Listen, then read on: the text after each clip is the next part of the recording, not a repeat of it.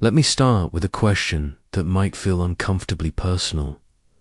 Asterisk, have you ever noticed how your mind lights up when you discover something new, but slowly shuts down the moment you're told? Asterisk, this is what you should stick to for the rest of your life. If yes, stay with me, because what you've been told about yourself might be completely wrong. Asterisk, you were probably labeled as confused, asterisk unfocused, maybe even undisciplined. But what if I told you that your many interests are not a weakness, asterisk, they are a psychological signal of how you're built for the future. Not the old future, the M-shaped future, asterisk, and once you understand this, you might never see yourself the same way again.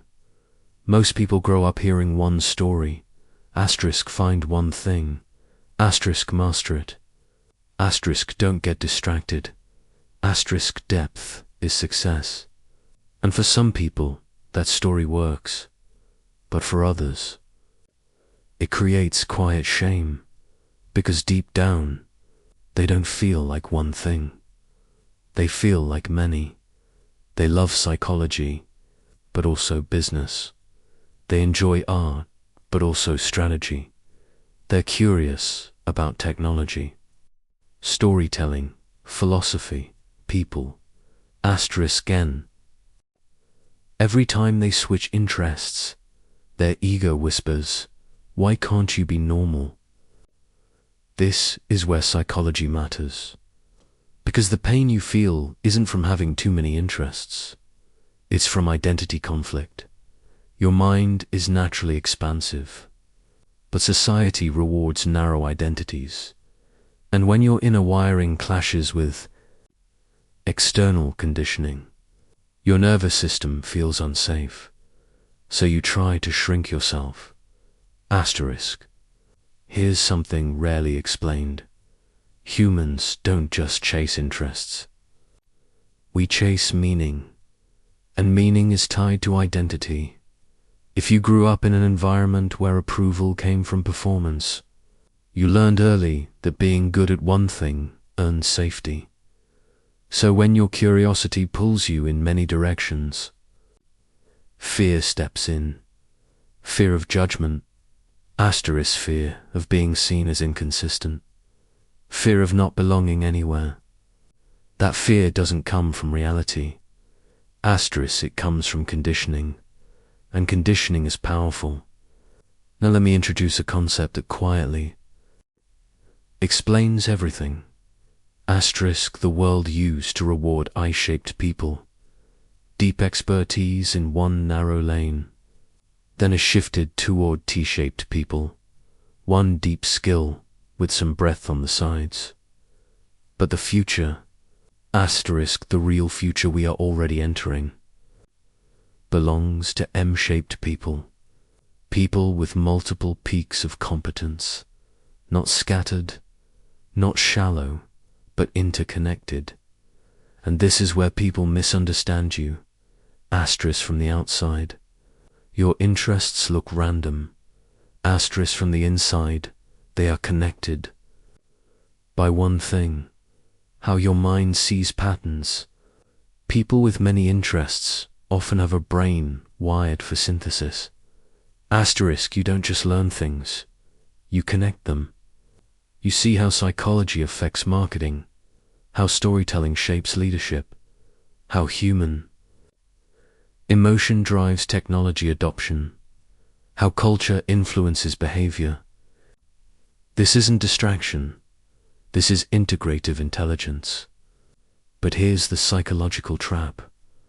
Asterisk, because you don't fit a clean label, your ego struggles to defend itself. And when ego feels threatened, it turns curiosity into self-doubt. Maybe I should pick one thing. Asterisk, maybe I'm wasting time. Asterisk, maybe I'll never be great. Notice something important. That voice isn't wisdom. Asterisk. It's fear trying to protect you from social rejection. Asterisk, let's go deeper. Social comparison quietly damages M-shaped minds. You look around and see people moving fast in one direction.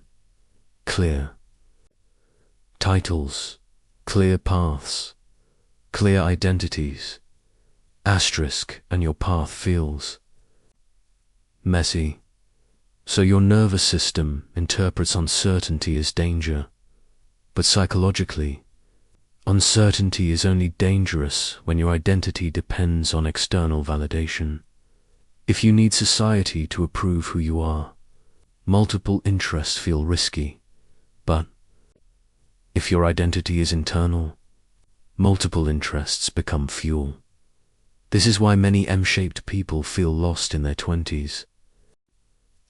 Question themselves in their 30s, and suddenly become powerful in their 40s. Because integration takes time. There's another layer people don't talk about. Trauma. Many people with wide curiosity developed it as adaptation. When life felt unpredictable. Your brain learned to explore, observe, understand. Curiosity became safety. You learned to read people. Read systems. Read environments. That doesn't make you broken. It makes you perceptive. And perception is the foundation of high-level thinking. But if that adaptability is misunderstood, it gets labeled as instability, and labels shape self-image. Now here's the turning point. EM-shaped people don't succeed by choosing less. They succeed by choosing connection. The moment you stop asking, which interest should I kill? And start asking, how do these interests talk to each other? Something shifts. Your anxiety reduces. Your direction clarifies. Your confidence becomes quiet but solid. Because you're no longer trying to be someone else. You're becoming more you. Let me pause and ask you something. What if your confusion isn't confusion at all? But a phase of integration? What if the reason you feel behind is because you're building something deeper that just doesn't show early? What if your mind was never meant to be linear? Sit with that. The future doesn't need more specialists who can only see one angle. It needs people who can translate, connect, bridge worlds. People who understand humans and systems, emotion and logic, depth and breadth. That's the M-shaped role. And psychologically, once you accept this, your behavior changes. You stop panicking. You stop self-betraying. You stop forcing clarity too early, and you start building patiently. Here's the final psychological truth I want to leave you with. Your mind isn't disorganized. It's multidimensional. Your curiosity isn't a flaw. It's a signal, and the moment you stop measuring yourself, by a world built for simpler identities, you stop feeling broken. You were never meant to fit into one box. You were meant to connect. Many. And once you see yourself clearly, you don't just understand your future. You finally understand yourself. If this felt like someone quietly explained your own mind to you,